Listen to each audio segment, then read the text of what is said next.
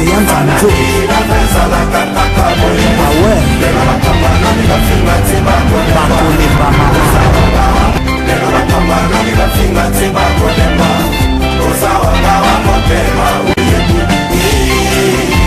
Mbote, bonjour, Losako Djambo Bondi, good morning, salut, Mi Barama, vous tous de partout, vous nous suivez.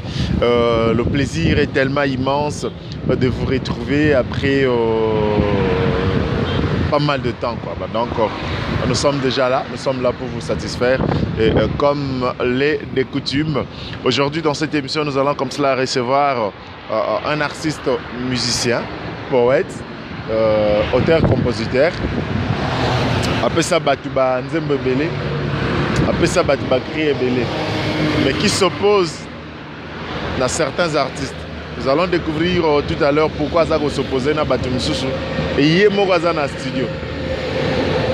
Il y a un Saline Nzembe. Certainement, Boyo Kango. Tu as peu juger. Parce que moi, personnellement, je suis un grand auteur-compositeur, un poète. Et belé ba échouara quoi. So ba sali banzem. Na tanga ba komboté. De peur que ma béa. Lui s'appelle Dodi Baraka, monsieur et dames fidèles, internautes à travers le monde. Nous vous disons un grand merci pour votre fidélité. Merci pour tous vos conseils, merci pour toutes vos suggestions. Et surtout merci pour vos prières. Baraka Dodi. Bonjour mon frère. Mon frère, bonjour. Bonne santé. Santé normale à Kano Moninga. Au rythme du pays. Sokozaki Mwasandumba oyo akufi baninga no misusu baninga ba osala ba démonstration ndeza la jour wana action mais yo siko lokolo za chanteur bien ko koma rapé mais mingi siko moi koyemba to kana moi lolaka et puis to beta ba masolo na biso to beta po yo ba lobi opesa pesa oyembisa mais okomo boya no bato misusu mais tu sais ça le kunya to qui monte ma bé mais moi le lakana bon to continuer na biso émission. Merci beaucoup. Moi le lakana na votre émission go. Ça va. Oh ngana sangana nga mama. Ya kokotelanga likambo ngana sangana nga papa. Yakobi mata à présent ya likambo nanga ye. Na relation ya l'amour pichu na swaka yo famille. Na relation ya bolengo pichu yonde bébé nangai eko salanga pasi lelo soko kana yobo yangai ngana melananga poison to pena kanga singa na kingo pichu ikomai na mibwaka malikole immeuble leki soza komena mulai poyondima na linga kayo e pichu ikoma mama e nakatola parce que voilà donc cet extrait fera énormément plaisir certainement à donc Kabedi donc heureux mariage à toi à ta ronaya quitté au PC un peu invitation te Kabedi donc heureux mariage donc Mikolo non faut tenir la combat pergo donc Kabedi le cœur de nan la PC va monter donc tenir la combat père et ça là bien Jibem Mbouyamba. Un homme pas comme les autres, n'a pas sur mbote quoi voilà. Balobi, Nicodème, Kunzardo, Nabande comme Misusu. Opesa bango banzem. Ya solo to alokuta. Omoni makamu mususu na iso kokota kota ba polémique te baza ba frère nanga. Côté na pesi général etumba Kunzardo mbote masala ngai. Ouais, ça likambo boya te, mais ça que baza bande ko nangai travailler ka bani mais voilà vous allez comme le bela tenga danga ici là ato ibino pistolet na baguette je suis là tant qu'un parolier chanteur Dodi Baraka et puis chanteur à tembe guerrier aussi mingo le beza te quoi mais ba parolier auteur compositeur bozala na ba difficulté mon boy à chaque fois boluka bossa là ba album na bino ba propre album na bino to pe banzembo na bino belé et choix ezala ni bozala na kisité bozala na ba voix na malonga te to ninya te moni mutu mususu ba pesa ka don ko ma chanson mususu ba pesa ya ko koma na koyemba netinga na za boye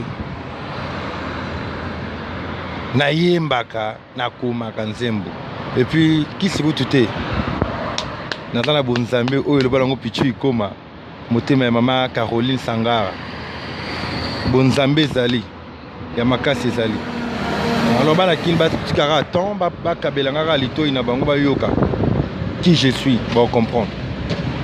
Ça fait combien de temps depuis que vous avez parolier et hormis les artistes musiciens Obiso Totangiwana, combien des artistes musiciens Oyo Pesa déjà Banzembo? Est-ce que vous rappelez Biso pe ba titre Banzembo? Ah ok, alors Bama Saïbe to travail na bango, ba miso ba on a plein studio fois miso album na bango, na pesa quoi Gémérose Banzembo. Mais album ne fallait bimane, peut-être so gars bimi so imité, mais asa mutu nanga c'est normal. La pesa Banzembo mais a solisanga bien te. Et on le voit solisanga bien te na zo yemba yango. Banzembo nanga. Oui, pas to sala ki papier te. Mabeka so sala ki papier. Mais ce que yemba au point. Pour les sangai. Gémérose, Nicodème. Nicodème, c'est un frère que j'aime beaucoup. On a l'ingagé trop à Zamasalanga. Voilà, tout le monde m'a amené. Tout ça, on a une polémique en fait. Au moni, de tous aboyés, Baraka Dodi, il faut pas me gayer. Au moni, na solo là, on a coulu une abisso Eldorado. Comme si il fallait tout ça l'année émission. Émission hier, parce qu'on a promis qu'il faut tout ça l'année émission. Attendez là, Kolkonzembo. Oui, ça la succès m'a cassé à comment. Mais si tu es je ne dis pas qu'azo galérer, na le but que vieux na souffrance, na le but que vieux à quelle est la sonde mais par rapport à Nzembo, succès Nzembo sali na muta komiango et balanate, c'est-à-dire moins incompatibilité za na quatre so beso que za muta na muta sala Nzembo na onzimate. To so na biso na ndenga bien na ndenga ya obe balanate na bike baba master na ya na le but tanga na biso ka komba bateau pe pesa banzembo s'il faut aussi citer les titres et ça la bien na ndenga ka batiba ba que Dodi Baraka yem ta komela tel a commencé monze peut-être que un artiste musicien mongo oyo aza un poto alinga ko ta studio pa ko négocier na a son banzembo pa na yo eza mabete mais ngai ba musicien on a travaillé na bango na banzembo bango et puis na travaillé filanga Montana. L'album Nessika, il fait penser mourir bima awa supporter au lieu de divorcer. Moi le moto travail penaï quoi, batna couper la baba ngwana. Nicodème ça massa moko boé. Aya kina aya aroya na biloko na ye. Massa mon koto yande ni koto sa bonne ni wa massa na de kola na ye. Tala buta ate massa to baksa buto baksa. Wala to belati. Ba cri na pesa. Lokwa massa nge tumba général tumba kumzardo. La PC Bakri, oh, Kangaba Mboka, oh, laissez les enfants s'emporter leurs sentiments. Papa, quand il la bombanda, papa, c'est moi. Na PC sous na bora prémisse. Yaka ye, Kunzarda pesa yo moi moko. Mokango nini, et sali bouteille, ameli kiti lo saku, et la kanza komba. Tu y a la bora prémisse, yo, avant l'ongola, au PC, alenda ko ekwe, mire, boukani. Oumeli likolo makasye, ngam la PC. Papa Zolala, c'est naïga. Comment la makasi wa? Ah mais le gros makasi de. Ouais. Hein? Ouais. Qu'est-ce que tu n'inquiète? Ah mais le gros makasi. Ah voilà, messieurs et dames, nous poursuivons cette émission.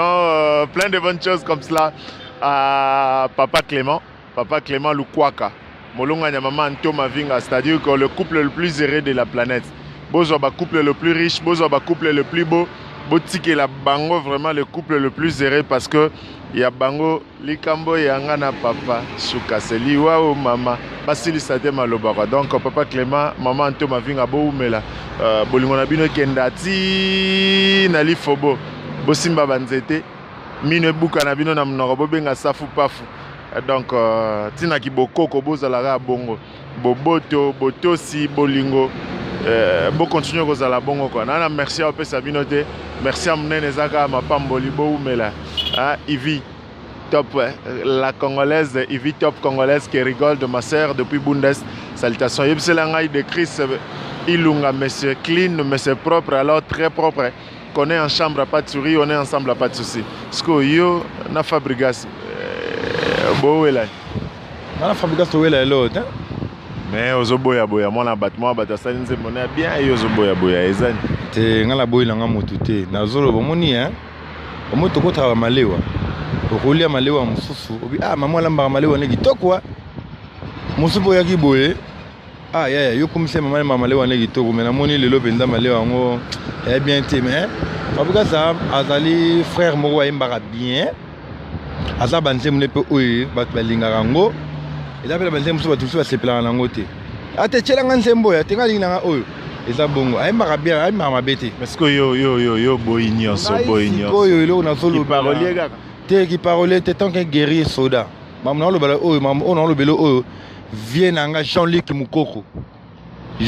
Mukoko ayembaka mamu naoloba oyo eza nini ezalaki mamu nazoloba ezali ke koyemba ezalaka mpona yo moko te moto aza libanda faut pas yoka ke moto azoyemba bien parce que mpona yo moko okoyemba no babétise mamu nyonso okaka mpona yo moko ye ayembaka na ye biloko mosusu naoboya yango mpo bachanter ezake kolekisa ai na mongo na biloko akolia baburu te yemba ndenge ndoko yemba okomona oye na kati ya mai sauvetage yango wapi musique eza mpona problème na yo Fabregas akomobakisa mwa trop d'esthétique na nzembo c'est ça ayemba ndenge nde koyemba album na ye nde batondo osepela ndetinga nasepela album na ye nanomoni garçon nayembaka bien aza mpena na banzela oyo lelo oyo mokili ezosenga eyoka yoboya kitima Julia tala siko babiloko wana opéra naoyemba lo wana opéra na makambo oyo akende luka fela biso wana madiate esakenda te mpe madiate esakenda voilà salutation spéciale comme cela à mon grand quoi donc c'était la laine des papas na Rotiot Charleston le mikiliste patron donc c'était la laine des salutation spéciale au grand frère et à Maïna Brandi Maïna Waïna quoi donc wa Maïna salutation spéciale comme cela donc Brandi Maïna maman na Gabriela Masaki Zamba depuis Brésil tous à la rande on est en chambre pas de souris on est ensemble pas de soucis et c'est comme ça que ça se passe messieurs et dames il y a eu ce problème les absents tabagisi ba aina na ba mungwa muta sakana nango le bana ngo vient abso problème kendi sakana nango muta sakana na nzembo nazo bakisa mo ba ni problème no ezap yo pesa la yo aina problème mutu te omoni musique même ngai pe j'ai des défauts comprendre eza ma mususu to mona rango omoni mutu na moki omoni nga neti nga d'abord omoni neti ba fina biso ba fali ipupa on arrive na ville nga lelo na sala featuring na ville nga fali ipupa ba ville nga ba faire gola ba mopao ba jibe mpiana ba vie wana ba vie chone on comprend omoni koyemba o solani album afali liboso tonga yembaka o senti que fait a soda deuxième bord des vieux ba pété na jamais aucun qui me trouve critiquer le bagage album fallait bien été velanga fallait yembaka faire rigoler yembaka toluka ba chanteur a bongo o le groupe sanga be posta le lunettes ngai na frère na bango na luka pe mo pe tena ke diembika na velanga fali to sata featuring velanga apalo langa plan comme l'enzembo velanga fali yemo na no grand parolier mais ça problème t'es parolier travailler na parolier comme l'enzembo et là on dit yo t'as velanga bo so ke beta koko velanga fali tala makambo ngo neli me film neli makambo ele bala ngo filanga Jean-Luc Mukoko petit langa makambo neli me filanga makambo yango yo filanga fali o petit na yo na la posaka filanga Jorbel kaka Jorbel de babilengi te la rata musique va voir viona yesaka Jorbelité la rata chanson langa kano ngamona zana tika biloba pom pom pi pom pom pom pi pom pom. Est-ce que tu as pas été au son et pas net na minute à part Fabregas artiste musicien ni so tali to poyo ke yembele après ça ko kanda so ko zaki pina ke no azaki ne tabatongo nyo ko bete mbata na mira dae adae pegara mais artistiquement ezana te Fabregas yembara bien frère wana mais alungara biloko wana et bébé sa musique na e comprendre ba biloko na bien yembara bien c'est un bon chanteur alors on a biloko wana kota za bina sozo landanga frère oyemba no bien mais tika kaka ba mungwa mais kitima Julia ve madiata biloko yembela président de la République Mobutu na tango wana te biloko eseleka toi na temps présent il faut oyemba ba biloko moko bo même va ve madiata ouais biloko ve madiata. C'est comme ça que ça se passe, messieurs et dames. Nous sommes à Kinshasa, capitale de la République démocratique du Congo. Il s'appelle Dodi Baraka, c'est-à-dire c'est un parolier. C'est un parolier, chanteur, musicien. Quoi. Nous profitons de l'occasion pour dire un grand beauté bonjour, Losako Djambo Bondé, good morning, salut. Mibara Moé à Chancel, la belle congolaise. Donc, Abedi, heureux mariage. Moté Mayananyo. Salutation spéciale à toi, heureux mariage. Donc, Bolongo en Allemagne, Libalege Saleman à Paris. au commis parisienne, on est en chambre quoi. Donc de Chris Ilunga, mais c'est clean, mais c'est propre, très propre. Alors bienvenue Boucher, salutation spéciale à Ivy Top congolaise qui rigole, ma cousine depuis Bundesbo, mais la bose à la Zalana parce que sans binôme ma planète car moi genre moi façon papa Clément Lukwaka. Molonga maman Antoma Vinga, c'est-à-dire le couple le plus heureux de la planète. C'est comme ça que ça se passe, messieurs et dames. Et pourquoi pas penser comme cela à Dan Linengu, mobile à Merlin depuis les États-Unis. Tout ça la rende tout ça là. Jibem Mbouyamo Wapi. Donc c'est comme ça que ça se passe. Lélo, aux en studio. Au salle plan. Tu au plan à peu près petit batani parce que Batbaza peine à poser à juger. Parce que nous avons un plein studio, nous avons un studio, nous avons Luka Batou, il y a bien, au Barolinga Pelelo, va délicat, ma banga baemba bango, nous avons un studio, nous avons préparé une zème. Mais dans la chanson Mokonde, il faut ça va clip bientôt là, Amour perdu, ok, na yembi po baye baki qui je suis. Mais c'est un studio, alors on appelle Siming Mbot na bana poto, au bila bazoyo kanga, na luka ba producteur. Na bi na kin nepso lelo ba producteur bazala raté. Nazara ngamoko. Alors on sait que la wana le gars fait langa basa ba makambo wa fali pupa. Velanga fali pupa kota sali. Soka soka ngai mal le prince noir de Matonge Dodi Barak abare mollet. Végétaux kata chèque vie na la pour soutenir petit nayo pour na makambo nazo ba o esali ma velanga. Na obete support na velanga ntone. Velanga ntone kota sali yawera. Au petit na on a pour ça makambu ezala bateau tout velanga mopa au kwata kora velanga songa mbeli non senga et puis non senga bateau pe bazana bolingo bana poto o ba koluka ke na kende liboso na sala pe na kati ya bateau balinga kawana et ça langa bien mais nazana trois chansons tikali na studio ba o ba koluka ke makombo ba imba bango je suis là. Tout à l'heure pour sa numéro de contact, mais de profiter à l'occasion de remercier une fois de plus Chris le préféré à la télé Moussel, c'est-à-dire musulman, n'est-ce West Afrique, aussi West Afrique. Donc, où tu as Sayo? Ah, Sayo, Salima Matusele, Losele, Tusenge, voilà, donc Tusenge. Namon Salima Tusenge, c'est-à-dire que Namon a tenu à West Afrique, Chris le préféré à Betty Mojan. A Betty de la Mora Bonga. Là, c'est là, mais ce qu'on a fait, c'est la 4 fois, Moulaï 4 fois au Lega Chris, parce que moi, genre, salutation spéciale à celui qu'on appelle le charabien junior Masaki Odette Boula na Munich, donc en Allemagne, et Veri qui vouille là le cœur de Sophie Nzongo, Nzongo à Sophie, Yem Selanga Veri qui vouille là, c'est-à-dire qu'on est en chambre, pas de souris, on est ensemble, pas de soucis. C'est comme ça que ça se passe. Depuis Paris, salutation spéciale à Shada Impila officiel, mon ami personnel. Donc, ceux qui sont Congo, ceux qui sont Poto, donc je te salue.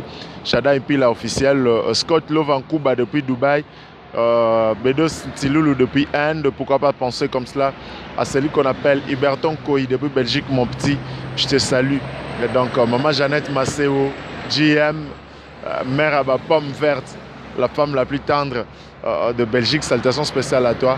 Et pourquoi pas penser comme cela à madame Nadège Luzolo Ntingi Nadlove, maman na Komboreya quoi. Donc cousine petite nièce nanga Kombe Bungi Mondam, mais je t'aime beaucoup ma nièce, salutation spéciale à toi. Oracle de l'Éternel, Dodi, tu combines vraiment dans moi Suga quoi. Tu combines dans moi Suga au lobby album. Tu as un producteur Baya. Album Nangai, Kombo Nango, Danger de vie. Danger de vie. Pourquoi il y a danger de vie? La vie a monté dans le danger. Il doit mourir dans le danger. Si on a boulevard à Barato, tout au bani. Eh, il y a fini dans le danger. Et ça combien de titres? Ils ont 4 titres. Mais nous manquons dans nous ici. Nous avons un clip promotionnel. Et puis ma mère, nous avons un caca dans bateau. Nous avons un bon ballon. Nous avons soutenu la chaîne. Nous avons partout. Pas contacter un des le numéro l'anglais c'est 00243 89 49 076 30. 00243 90 50 88 482. Voilà deux numéros là. Et puis nakopesa ta ba pesa mbote napesi mbote na velanga Jean-Luc Mukoko velanga na vima abalukaka fort viola natanga mbula komaka na ye parapluie natanga moi parasoleil alors sans oublier Pichu Ikoma motema ya mama Caroline Sangar et puis napesi mbote na Zege Bilele na Jubek Kotazali Zege Binda Zege Bilele napesi mbote na Zozo Ikoma Fula Ngenge ma bienvenue Ikoma motema ya papa bienvenue Bosembo et puis na Jocelyne Ikoma le prince de Liège Jacques Amelo abanga pa quoi homme to sala ke lelo moninga boye ba santé yo ye na sala et puis na ressources mingi vraiment bato balinganga velanga Jean Willy Yaba na pesi mbote na velanga ba se belé bana poto ba se belé mais ba opé bazuli banga te baba kino na lingi ba on a mitema moko mais ba comprendre qui je suis a barin molé toto na banga lika moko ba vandaka mingi wapi on a kiti mais pene na ebonga ça va. Et bien voilà, c'est comme ça que ça se passe. Messieurs et dames, nous disons un grand merci à celui qu'on appelle Blaise Madoudou Madada Madidi Madede Madoudou depuis Paris. Salutation spéciale, Mastayo et Biko. Il y a 4 vraiment, donc salutation spéciale à toi. Aurélie Pomme, verte et rouge, la femme la plus séduisante, la plus tendre de Belgique. Yebselanga Tatiana Badeba. Na Dalia Yakinga, qu'on est en chambre, pas de souris, on est ensemble, pas de soucis. C'est par ici que nous allons mettre un grand point à cette émission d'aujourd'hui. Nous avons reçu pour vous Dodi Baraka, parolier, donc auteur, compositeur, parolier, chanteur. C'est comme ça que ça se passe. Un grand merci une fois de plus à toi. Je te salue comme cela. Brandy Ouaïna Maïna depuis Brésil, Mamana Gabriela Masaki Zamba. Salutations spéciales à toi. On est en chambre, pas de souris, on est ensemble, pas de soucis. Si Josie ne revient pas, nous allons nous retrouver comme cela dans un prochain numéro avec un autre invité. Ciao. Gambela.